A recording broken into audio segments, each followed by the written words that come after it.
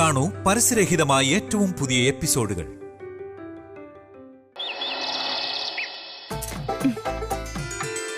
റെഡിയാ വന്നു. ഇല്ല, കോസ്റ്റ്യൂം കൂടെ ഇട്ടാ മതി. സെൽഫി അയക്കാം.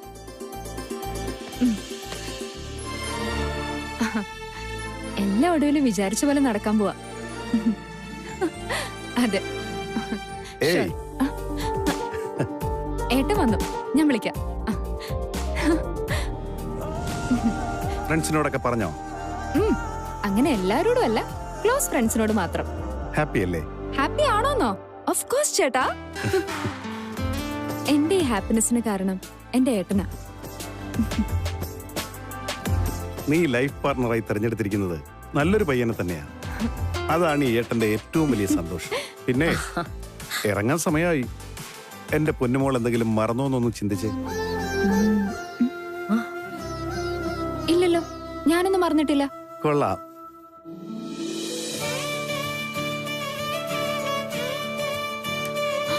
വാവ്, ദിസ് ഈസ് അമേസിംഗ്. അമ്മേ, ഇത് കണ്ടോ? ഏട്ടൻ പൊളിച്ചു. ഈ കാര്യം ഞാൻ ശരിക്കും മറന്നുപോയതായിരുന്നു.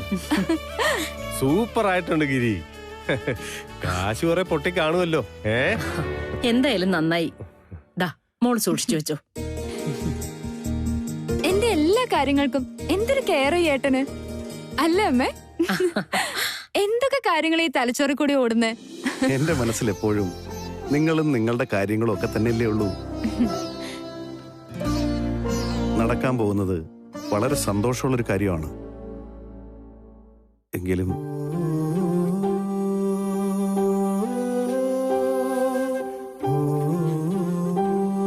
പിന്നെ നീ ശ്രീനിഷിന്റെ വീട്ടിലായിരിക്കില്ലേ? അതോർക്കുമ്പോ പിന്നെ ഇതൊക്കെ ആര് പറഞ്ഞു ഏട്ടനോട്? ഞാൻ ആ കോഴിക്കോട് പോലുള്ള വീട്ടില് എത്ര നാള് നിൽക്കുന്നു എനിക്ക് തന്നെ പിടിയില്ല. അല്ലെങ്കിൽ തന്നെ നിങ്ങളൊക്കെ ഇവിടെ ഇല്ലേ? ഇവിടെയാണ് കംഫർട്ടബിൾ എന്ന് തോന്നിയ ഞാനിങ്ങ് പോരും.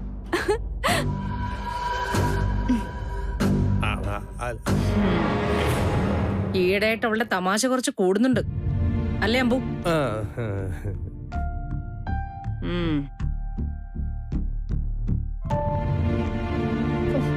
എങ്ങനെയെങ്കിലും ഇതൊന്ന് കല്യാണം വരെ എത്തിയാ മതിയായിരുന്നു. അത് കഴിഞ്ഞാ പിന്നെ അവളായി അവളുടെ പാടായി. She is so unpredictable. ഓർത്തിട്ട് ഒരു സമാധാനവും ഇല്ല എനിക്ക്.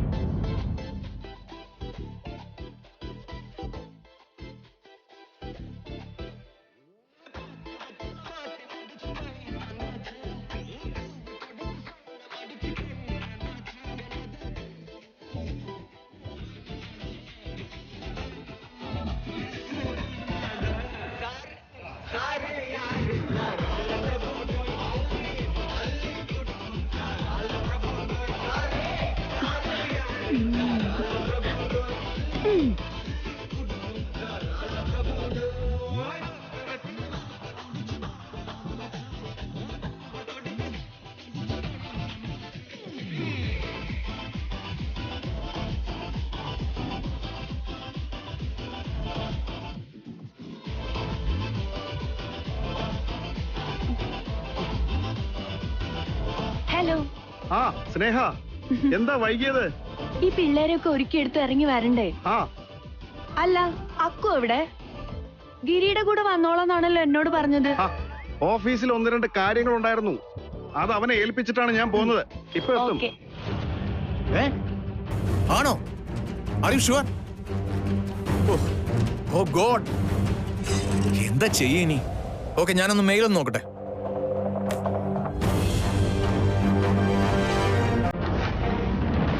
അങ്ങോട്ട് വന്നേ, വേഗം വാ.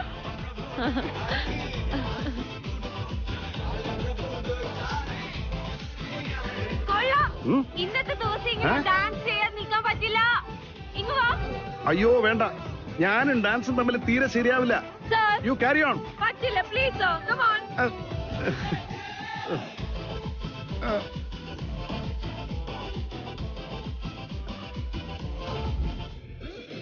ഞാനിന്ന് വളരെ ഹാപ്പിയാണ്. അതിന് കാരണം വേറെ ആരുമല്ല, ഇറ്റ്സ് യു. കാര്യങ്ങളെല്ലാം ഭംഗിയായി കലാശിക്കാൻ കാരണം നിങ്ങളൊരൊറ്റയാളാ. I am very grateful. അതെങ്ങനെയാണ് എക്സ്പ്രസ് ചെയ്യേണ്ടതെന്ന് എനിക്കറിയില്ല.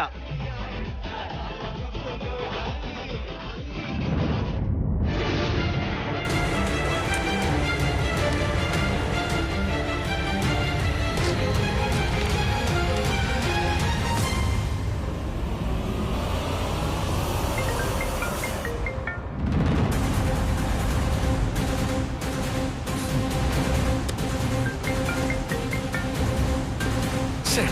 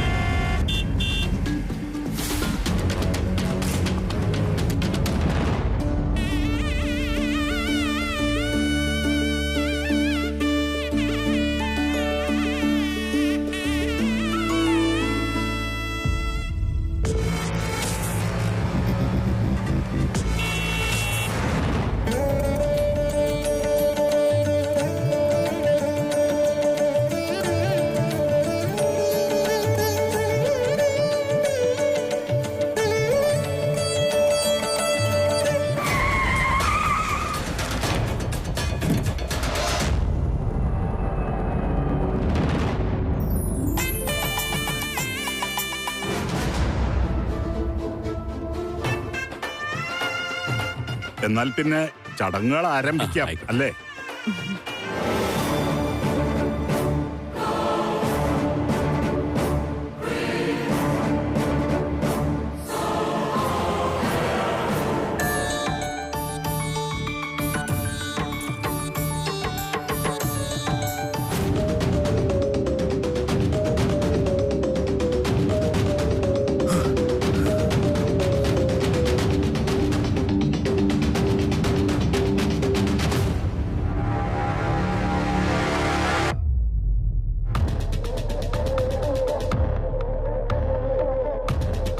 എന്താ നീ വന്നേ, വാ.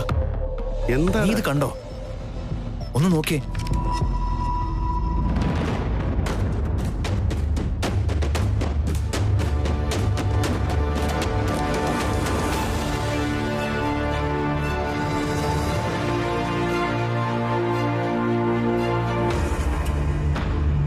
ഇനി കാത്തു നിന്ന് വല്ലാതെ വൈകിപ്പോവും ഗിരി.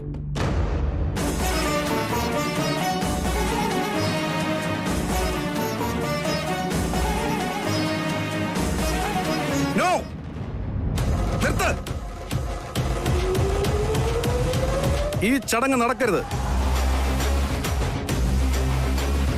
എന്താ? എഴുന്നേക്കടാ.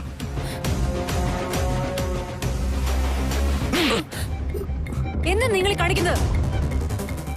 ഇവൻ കാണിച്ചു കൂട്ടിയതിന് ഇതൊന്നും പോരാ.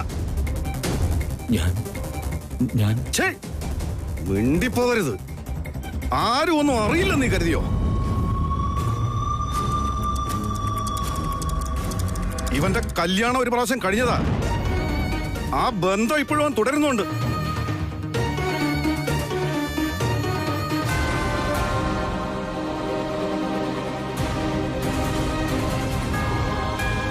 ഇത് മുഴുവൻ ഇവന്റെ കല്യാണം കഴിഞ്ഞതിന്റെയും ഇവൻ മറച്ചു വെച്ച കാര്യങ്ങളുടെയും തെളിവുകളാണ്. ഇതൊന്നും ഉള്ളതല്ലെങ്കിൽ ഇവൻ പറയട്ടെ.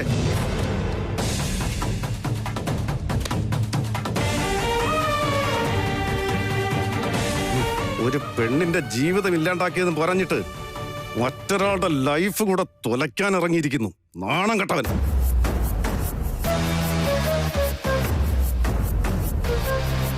എന്തിനു വേണ്ടിയാ നീ ഈ കള്ളത്തരം കാണിച്ചത്? ചോദിച്ചതിന് സമാധാനം പറയടാ. സമ്മതിച്ചു, കള്ളത്തരം കാണിച്ചു. എല്ലാരോടും നുണയാ ഞാൻ പറഞ്ഞത്. പക്ഷേ അതിന് ഞാൻ മാത്രമല്ല, നിങ്ങളും ഉത്തരവാദിയാണ് ഗിരി സാർ. വാട്ട്? അതെ, കഴിഞ്ഞ 10-12 വർഷമായി ജീവിതത്തിലൊന്ന് സെറ്റിൽഡ് ആവാൻ ഞാൻ വല്ലാതെ സ്ട്രഗിൾ ചെയ്യുന്നു. അപ്പോഴാ നിങ്ങൾ വിളിച്ച ഒരുപാട് ഓഫറുകളും പ്രോമിസും ഒക്കെ തന്ന് എന്നെ ഇങ്ങനെ ഒരു കാര്യത്തിലേക്ക് കൊണ്ടുവന്നു. അതൊക്കെ എനിക്ക് വലിയ കാര്യങ്ങളായിരുന്നു സാർ. ഒരു ഉറച്ച ജോലി, വലിയ ശമ്പളം, കാറ്, താമസിക്കാൻ ഓഫീസ് ക്വാർട്ടേഴ്സ്. അതൊക്കെ കേട്ട് എന്റെ കണ്ണു മഞ്ഞളിച്ചു പോയി സാർ. കൊതിച്ചിരുന്ന സൗഭാഗ്യങ്ങളെല്ലാം ഒറ്റയടിക്ക് കൺമുമ്പിൽ വന്നപ്പോ എനിക്കതൊന്നും കൈവിട്ട് കളയാൻ തോന്നിയില്ല. എല്ലാവരും എന്നോട് ക്ഷമിക്കണം. അപ്പൊ എല്ലാത്തിനും പിന്നിൽ നിന്ന് ചരട് വലിച്ചത് നിങ്ങളായിരുന്നു അല്ലേ? സർ, ഞാനതിന് നിങ്ങളൊന്നും പറയണമെന്നില്ല. ചെയ്തെടുത്തോളം ഒക്കെ മതി. ഞങ്ങൾക്കെല്ലാം മനസ്സിലായി. ഇത്രയും വലിയ ഗൂഢാലോചന, എന്റെ മോളോട് ഇത്രയും വലിയ കൊടും ചതി. നോ നോ സർ, ഞാനൊരു ഗൂഢാലോചനയും നടത്തിയിട്ടില്ല, ആരെയും ചതിച്ചിട്ടില്ല. See, there is a major misunderstanding in this. ഇവൻ ഈ പറഞ്ഞതൊക്കെ ഞാൻ ഓഫർ ചെയ്തിരുന്നു. സത്യം തന്നെയാണ്. സാമ്പത്തികമായിട്ടും പ്രോമിസ് ആയിട്ടും ഒക്കെ ഈ നെറിയട്ടവന് മുന്നിൽ ഞാൻ കുറച്ച് ഓഫേഴ്സ് വെച്ചിരുന്നു. അത് ഞാൻ സമ്മതിക്കുന്നു. അത് പക്ഷേ നിങ്ങൾ കരുതും പോലെ അല്ല. കാലെടുത്ത് വയ്ക്കാൻ പോകുന്ന പുതിയ ജീവിതത്തിൽ സുമിതയ്ക്കും വിനീതിനും അത് നല്ലതായിരിക്കുമെന്ന് വിചാരിച്ചിട്ട് മാത്രമാണ്. അല്ലാതെ നിങ്ങൾ തെറ്റിദ്ധരിക്കുന്നത് പോലെ ഒരു രീതിയിലൊന്നും അല്ല ഞാൻ. സുമിത, എന്നെ വിശ്വസിക്കണം പ്ലീസ്. ഒരു നിമിഷം സർ, നിങ്ങൾ ഇതൊക്കെ ചെയ്തത് എന്റെ ചേച്ചിയുടെ ജീവിതം നന്നാവാനാണെന്ന് മാത്രം പറയരുത്. എങ്ങനെയെങ്കിലും സ്വന്തം അനിയത്തിയുടെ കല്യാണം നടത്താൻ മാത്രമായിരുന്നു നിങ്ങളുടെ ലക്ഷ്യം. അതിനുവേണ്ടിയാ നിങ്ങൾ ഇതൊക്കെ കാട്ടിക്കൂട്ടിയത്. നോ ശ്രീനിഷ്, പ്ലീസ്, അങ്ങനെയല്ല. വിനീതിനും സുമിതയ്ക്കും ഒരു വിവാഹ സമ്മാനമെന്നേ ഞാൻ കണക്കാക്കിയുള്ളൂ. ഇവനിങ്ങനെ ഒരു ഫ്രോഡാണെന്നുള്ള സൂചന പോലും എനിക്ക് കിട്ടിയിരുന്നില്ല. നിങ്ങൾ ഇനി എന്ത് പറഞ്ഞിട്ടും കാര്യമില്ല. എന്റെ കുട്ടിയുടെ ആത്മാഭിമാനമാണ് തകർന്നത്. ഇന്നിവിടെ വെച്ച് വീണ്ടും ഇല്ലാതായത് അവളുടെ ആത്മവിശ്വാസമാണ്. അച്ഛാ, നമ്മുടെ കുടുംബകാര്യത്തിൽ ഇടപെടാൻ ഇദ്ദേഹത്തെ നമ്മൾ അനുവദിക്കരുതായിരുന്നു. ശ്രീനിഷ്, പ്ലീസ്. നല്ല ഉദ്ദേശത്തോടെ ആരെങ്കിലും ഒരു കാര്യം ചെയ്താൽ അതിനെങ്ങനെ വളച്ചൊടിക്കുന്നത് വളരെ മോശപ്പെട്ട കാര്യമാണ്. ഈ ചെയ്ത നല്ല കാര്യം കൊണ്ട് എന്റെ ചേച്ചിക്ക് ഇനിയും നല്ലൊരു ആലോചന വരാനുള്ള എല്ലാ സാധ്യതകളും ഇല്ലാതാക്കാന്നുള്ളതാ ഇദ്ദേഹം ചെയ്തത്. ഒരു എൻഗേജ്മെന്റ് മുടങ്ങിപ്പോയാ പയ്യന്റെ ഭാഗത്ത് തെറ്റുണ്ടെന്ന് ആരും പറയില്ല. എല്ലാ കുറ്റവും പെണ്ണിന്റെ തലയിലെ വരൂ. 1000 ആളുകൾ 10,000 ചോദ്യങ്ങൾ ചോദിച്ചെന്നിരിക്കും. അതിലൊരാളോട് പോലും മറുപടി പറയേണ്ട ബാധ്യത നിങ്ങൾക്ക് വരത്തില്ല. ശ്രീനിഷ്, പ്ലീസ്. നടന്ന കാര്യം ശരിക്കും അറിയാതെ നീ തടയണ്ട ആകാശേ, പറയട്ടെ. ഇവിടെ ഇപ്പൊ ഉണ്ടായതിന്റെ ഒക്കെ ഉത്തരവാദി ഞാനാണ് ഈ കുടുംബത്തിന്റെ ശത്രു. ഞാനാണ് തെറ്റുകാരൻ, സമ്മതിച്ചു. എല്ലാവരും എന്നോട് ക്ഷമിക്കണം. പക്ഷെ ഒന്ന് മനസ്സിലാക്കണം, സത്യമായും ഇവനെ കുറിച്ചുള്ള ഫുൾ ഡീറ്റെയിൽസ് എനിക്ക് കിട്ടിയതിന് ശേഷമാ ഇവൻ ഇത്രയും വലിയ ചതിയനാണെന്ന് എനിക്ക് മനസ്സിലായത്. അതിലെല്ലാ സത്യങ്ങളും ഉണ്ട്. അതറിഞ്ഞ നിമിഷം എൻഗേജ്മെന്റ് മുടങ്ങുമെന്നോർത്ത് ഞാനത് പറയാതിരുന്നെങ്കിൽ അത് സുമിതയുടെ ജീവിതത്തിൽ ഇതിനേക്കാൾ വലിയ കോൺസിക്വൻസസ് ഉണ്ടാക്കിയനെ. ഇവൻ ഇതിനു മുമ്പൊരു വിവാഹം കഴിച്ചതാ, വീട്ടുകാരറിയാതെ. അതറിഞ്ഞ ഇവനെ വീട്ടിൽ നിന്ന് പുറത്താക്കും. നയാ പൈസയുടെ സ്വത്ത് കൊടുക്കില്ല. അതോർത്തിട്ട് സ്വന്തം അച്ഛനമ്മമാരെ പറ്റിക്കാനാ ഇവൻ ഈ നാടകം കളിച്ചത്. സുമിതയും സ്വന്തം വീട്ടുകാരെയും എന്നെയും ഒരുപോലെ പറ്റിക്കായിരുന്നു ഇവൻ. എന്റെ കാശു അടിച്ചെടുത്ത് വീട്ടുകാരുടെ സ്വത്തും കൈക്കലാക്കി സുമിതയെ ഒഴിവാക്കി മുങ്ങാനായിരുന്നു ഇവന്റെ സാമദ്രോഹിയുടെ പ്ലാൻ. ഞാനീ കേട്ടതൊക്കെ നേരാനോടാ. നിന്റെ ഒരാളുടെ സ്വാർത്ഥ ലാഭത്തിന് വേണ്ടി ഈ പെങ്കൊച്ചിന്റെ ജീവിതം വെച്ച് കളിക്കാൻ നിനക്ക് എങ്ങനെ മനസ്സ് വന്നടാ? അമ്മേ, ഞാൻ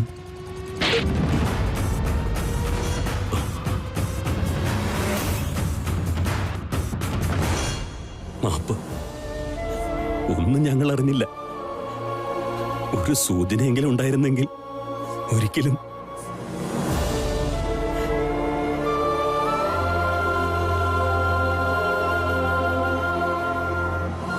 സർ, നിങ്ങൾക്കിനി എന്താ വേണ്ടത്? നിങ്ങൾ വലിയ മനസ്സോടെ ചെയ്തു തന്ന ഈ ഉപകാരം തിരിച്ചറിഞ്ഞ് ഞങ്ങൾ ക്ഷമിക്കണമെന്നോ? പറ്റില്ല മിസ്റ്റർ. നിങ്ങളുടെ മാപ്പപേക്ഷയും വിശദീകരണവും കൊണ്ട് എന്റെ മോൾക്ക് നഷ്ടപ്പെട്ട ജീവിതം തിരികെ കിട്ടില്ല. അവന്റെ തനിസ്വരൂപം ഒരുപക്ഷെ നിങ്ങൾ അറിഞ്ഞില്ലായിരിക്കും. പക്ഷേ ആ അറിവില്ലായ്മ ഒരു ഒഴിവ് കഴിവായി കരുതരുത് മിസ്റ്റർ ഗിരിധർ. ആ പേരിൽ നിങ്ങൾക്ക് രക്ഷപ്പെടാൻ പറ്റില്ല. സന്മനസ്സോടെ വലിയ വലിയ കാര്യങ്ങൾ ചെയ്യാൻ പുറപ്പെട്ട നിങ്ങൾ ഈ കാര്യത്തെക്കുറിച്ച് വേണ്ട വിധത്തിൽ അന്വേഷിക്കാനോ മനസ്സിലാക്കാനോ മെനക്കെട്ടില്ലല്ലോ. ഓ, നിങ്ങളോടുള്ള ഞങ്ങളുടെ മതിപ്പും വിശ്വാസവുമാണ് നിങ്ങൾ മുതലെടുത്തത്. നിങ്ങളുടെ അനാസ്ഥ കൊണ്ട് നഷ്ടമെല്ലാം സംഭവിച്ചത് ഞങ്ങൾക്കാണ്. മതി. നിങ്ങളുടെ ഒരു ദൈവപരിവേഷം ഒന്നിറങ്ങി പോയി തരാമോ ഇവിടുന്ന്? അച്ഛാ പ്ലീസ്.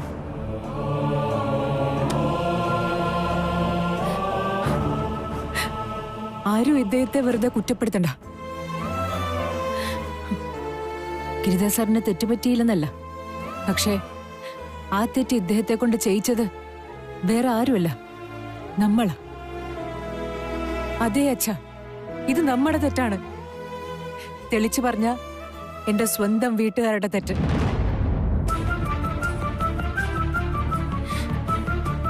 അമ്മയ്ക്കിപ്പോ സന്തോഷായില്ലേ? എത്രയും പെട്ടെന്ന് എന്നെ കല്യാണം കഴിപ്പിച്ചു വിടാൻ അമ്മയ്ക്കായിരുന്നല്ലോ തിടുക്കം മുഴുവൻ. തിടുക്കം കൂടി എന്റെ കുഴപ്പങ്ങളായി കണ്ടതമ്മേ. തൃപ്തിയായില്ലേ? ഒരു പെണ്ണിന്റെ കല്യാണം നടക്കാൻ വൈകുന്നത്, അല്ലെങ്കിൽ ചിലപ്പോ അത് നടക്കാതെ പോകുന്നത്, ഇതൊക്കെ ക്ഷമിക്കാനാവാത്ത കുറ്റാണോ? ശരിയാ, ഞാൻ കല്യാണം കഴിച്ചിട്ടില്ല, എന്റെ കല്യാണം കഴിഞ്ഞിട്ടില്ല. ഓക്കെ, അതുകൊണ്ട് കല്യാണം നടന്നാൽ മാത്രമേ ഒരു പെണ്ണെന്നുള്ള നിലയിൽ എനിക്ക് നിലനിൽപ്പുള്ളുന്നുണ്ടോ? കല്യാണം നടന്നാലും പ്രശ്നം, നടന്നില്ലെങ്കിലും പ്രശ്നം, മുടങ്ങിയ അതിലും വലിയ പ്രശ്നം. ഇനി കല്യാണത്തിന് ശേഷം സ്വന്തം വീട്ടിലേക്ക് തിരിച്ചു വന്നാൽ അതും വലിയ പ്രശ്നം. പ്രശ്നങ്ങളൊക്കെ ബാധിക്കുന്നത് ഈ പെണ്ണിനെ മാത്രമാവുന്ന എന്താ? പെണ്ണിനെ മാത്രം. ഭർത്താവിന്റെ വീട്ടില് തീരെ പൊരുത്തപ്പെടാനാവാത്ത സാഹചര്യങ്ങൾ വന്നാൽ പോലും സ്വന്തം വീട്ടിലേക്ക് മടങ്ങി വരാതെ നമ്മുടെ നാട്ടിൽ എത്രയോ പെൺകുട്ടികള് ജീവനെടുക്കാൻ വരെ തീരുമാനിക്കുന്നത്.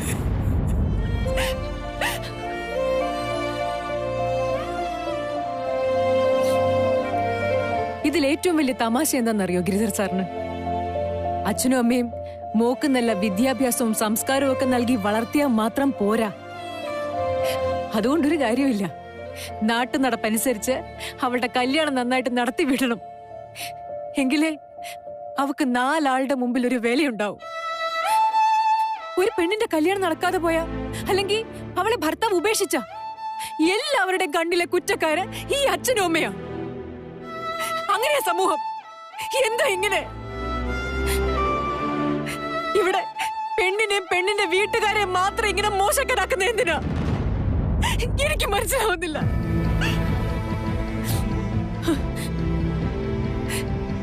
ആൺകുട്ടികൾ ഒന്നും ചെയ്തില്ലെങ്കിൽ പോലും അവരെ അച്ഛനമ്മമാർക്ക് അന്ധമായിട്ടുള്ള വിശ്വാസം. അവരില്ല ഈ ലോകത്തിന്റെ മുഴുവൻ പ്രതീക്ഷ. പക്ഷെ വീട്ടുകാർക്ക് വേണ്ടി സ്വന്തം ജീവൻ പോലും കളയാൻ തയ്യാറായ എന്നെ പോലൊരു പെണ്ണിനെ പോലും അവളുടെ അനിയനോ ഏട്ടനോ കിട്ടുന്ന വിശ്വാസ്യതയും വിലയും സ്വന്തം കുടുംബത്തിൽ പോലും കിട്ടുകയില്ല.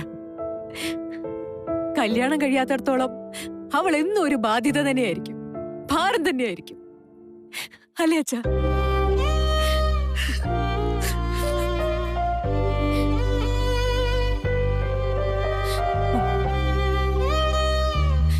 അല്ലേ ശ്രീ? സത്യമല്ലേ ഞാൻ പറഞ്ഞത്? ഇന്ന് വരെ നിന്റെ എല്ലാ ആവശ്യങ്ങളും ഈ ചേച്ചിയല്ലേ നടത്തി തന്നിട്ടുള്ളത്? എന്റെ കുഞ്ഞനിയനെ സ്വന്തം കാലിൽ നിർത്താറാക്കിയത് ഈ ചേച്ചിയല്ലടാ. ഇന്നു മുതലാ ശ്രീകുട്ട ഞാൻ നിന്റെ മേലില് ഒരെടുത്താ പൊങ്ങാത്ത ഉത്തരവാദിത്തമായിട്ട് മാറിയത്. മൂത്ത പെങ്ങളുടെ കല്യാണം നടക്കാത്തതിന്റെ പേരില് നിനക്ക് ലജ്ജ തോന്നുന്നുണ്ടാവും അല്ലേ? നിന്റെ സഹോദരിയായിട്ടിരിക്കാനുള്ള യോഗ്യത എനിക്കുണ്ടാവണമെന്നുണ്ടെങ്കിൽ ഞാൻ കല്യാണം കഴിക്കണമായിരിക്കും അല്ലേടാ, അല്ലേ ശ്രീ?